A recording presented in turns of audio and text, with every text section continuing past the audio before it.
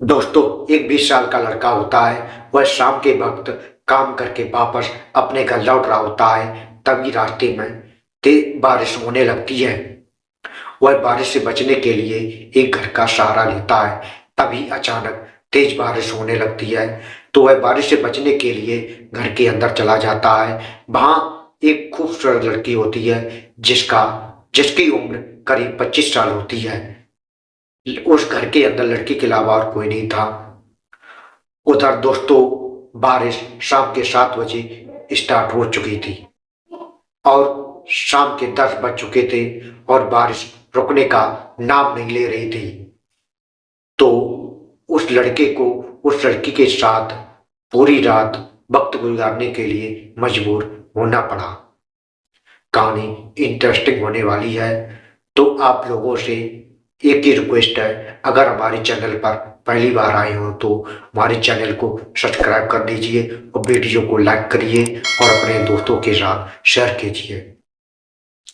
नमस्कार दोस्तों, मैं ज्ञान प्रकाश एक मैं सच्ची कहानी लेकर आया हूँ। यह कहानी है असम के गोलाघाट जिले की, जहाँ एक 20 साल का लड़का होता है जिसका नाम रुपेंद्र होता है।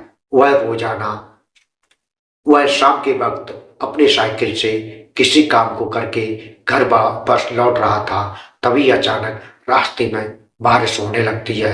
वह बारिश से बचने के लिए उसे घर का सहारा लेना पड़ता है। वह घर के शेड के नीचे आ जाता है और अपनी साइकिल खड़ी कर देता है।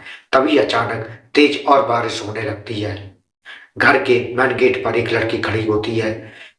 वह बहुत खूबसूरत होती है, जिसका नाम रोशनी होता है। उसकी उम्र 25 साल होती है।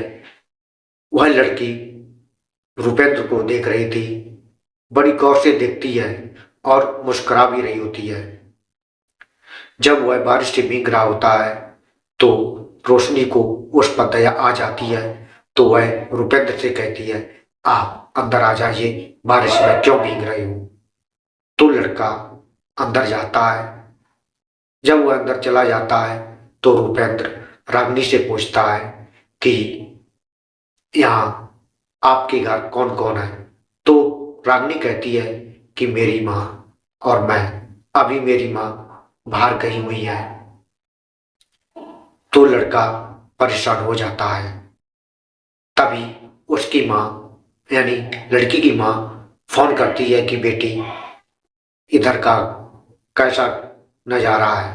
तो लड़की कहती है कि माँ, इधर बारिश बहुत तेज हो रही है, बिजलियां कड़क रही हैं, तेज हवा भी चल रही है। तो लड़की की माँ कहती है कि बेटी, शाम को दरवाजा बंद कर लेना, कोई अनजान व्यक्ति अगर आए तो दरवाजा मत खोलना। लेकिन इधर एक अनजान लड़का पहले से ही था। तो लड़की कहती है कि ठीक है माँ, मैं इसका ख्याल रखूंगी। फिर उसके बाद लड़की की माँ कहती है कि बेटी, शाम को खाना खा लेना, उसके बाद बाहर का दरवाजा बंद कर लेना। इतना कहकर लड़की की माँ फोन काट देती है। तो लड़का सोचने लगता है कि इस घर में अकेला मैं हूं और ये लड़की, लोग क्या सोचेंगे। तो रागनी कहती है कि बारिश रुकने का नाम नहीं ले रही है, पता नहीं कब बंद होगी। तो लड़का डर जाता है।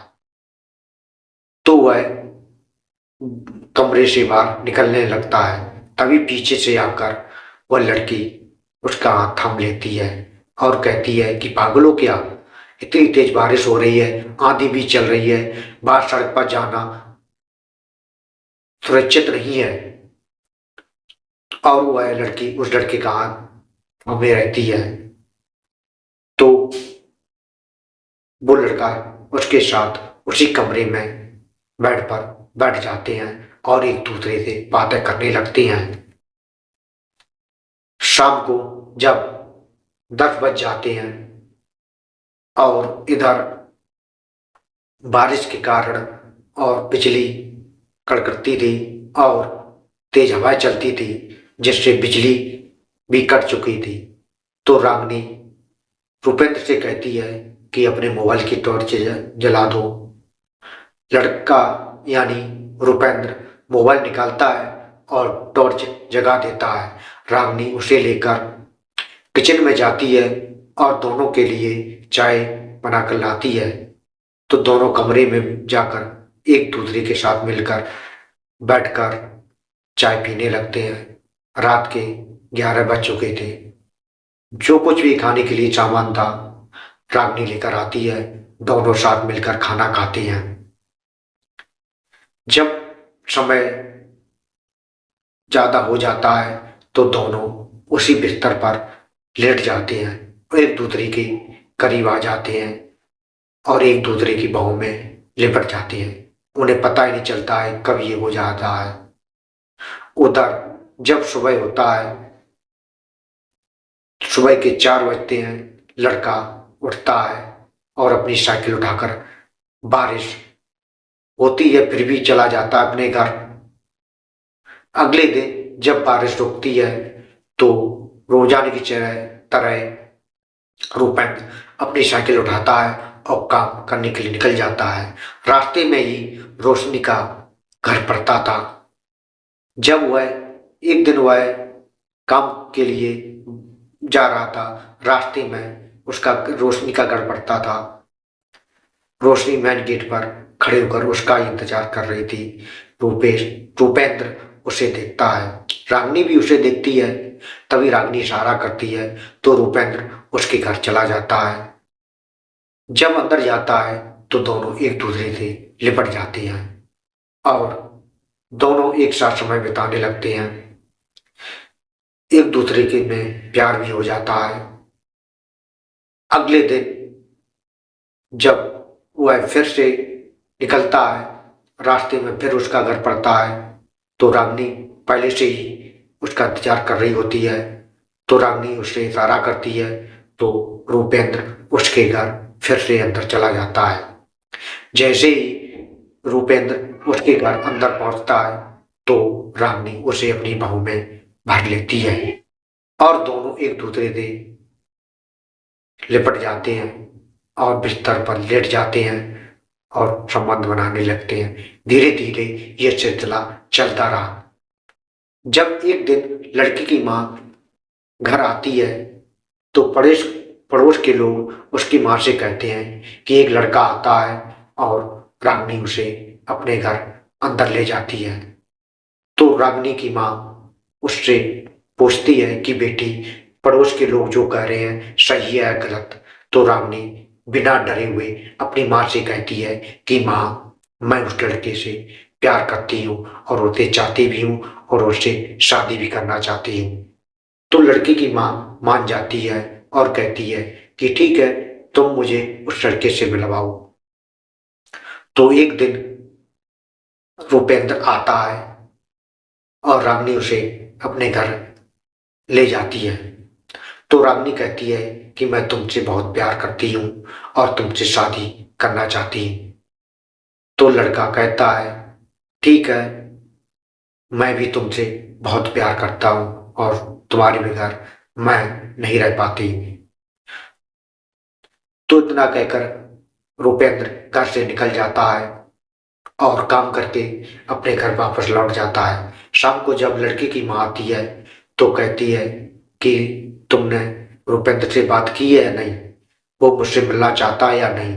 तो रागनी कहती है कि माँ, वो आपसे मिलना चाहता है। तो अगले दिन रागनी उससे फोन करके उसे अपने घर बुला लेती है। रूपेंद्र उसके घर आ जाता है। तब उसकी माँ उससे पूछती है कि बेटा, क्या तुम मेरी बेटी को चाहती हो? तो रूपेंद्र कहता है कि हाँ माँ, मैं रागनी को बहुत चाहता हूँ और प्यार भी करता हूँ, मैं उससे शादी करना चाहता हूँ। तो रागनी की माँ मान जाती है, कहती है ठीक है, तुम अब जाओ, मैं तुम्हारे पिता से बात करती हूँ। रागनी की माँ अपने रिश्तेदारों को बुला लेती है और रूपेंद्र के घर जाते हैं और उसके पिता से बात करते हैं। तो रूपेंद्र के पिता उसे बुलाते हैं और कहते हैं कि ये क्या सच है? तो लड़का डर जाता है।